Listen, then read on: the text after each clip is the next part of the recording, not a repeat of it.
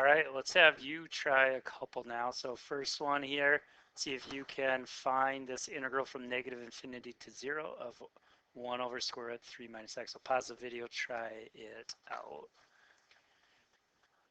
All right, let's see how you did here. You want to write this one out first here as a limit and replace the negative infinity with t there. This one probably going to be a substitution one, and that's a little bit harder of an integral to figure out. So if you set u equal to that, find the derivative, we can replace this with a u, and there is an extra negative that gets involved there. That's the same as u to the negative 1/2. Antiderivative would be here.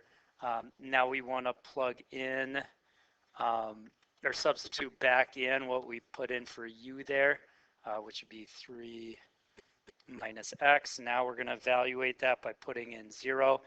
If you plug in 0, it's just going to be negative 2 square roots of 3.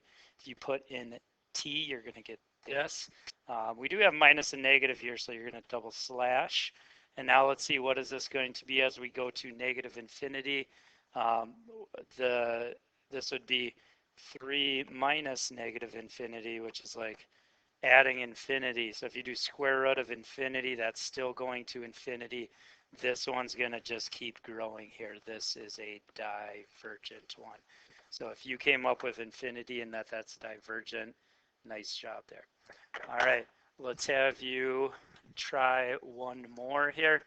So again, pause the video, see if you can evaluate this one. All right, let's see how you did on this one. Here you got infinity to negative infinity, so it'd be good to split this. So I use 0 here, as you'll see it later when we graph this out. It is symmetrical there, so it's a good point to pick. So now you got to write these as limits as well. Antiderivative on this one, I'm going to want to use a substitution over here of u equals negative x squared. When you find the derivative, then you get that x dx that we can substitute with negative 1/2 du. So I put that negative 1/2 out in front of these integrals. Now it's an easy integral. Antiderivative e to the u is e to the u.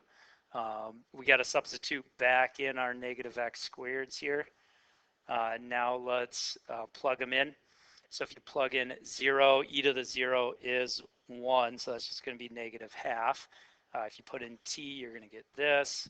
If you plug in t here, we're going to get this. And again, putting 0 in there, e to the 0 is 1, so you get minus negative 1/2. What is this going to approach now when we do our limit? So what's the limit as t goes to infinity of this e to the negative t squared? So what I did is I graphed that out, and you can see the graph of e to the negative t squared looks like this. What's this equal as you go to negative infinity and positive infinity? It's approaching 0 on both sides. So when we evaluate this one now, this is just going to be the negative 1/2 we got here. This approaches 0. This approaches 0 as you go to infinity, and then minus the negative, we double slash, got 1/2, so negative 1/2 plus 1/2 should have came out with an answer of 0. This one is convergent. The area they're saying is 0. Why does the area come out to be 0 here? If we graph this one, it's easy to see.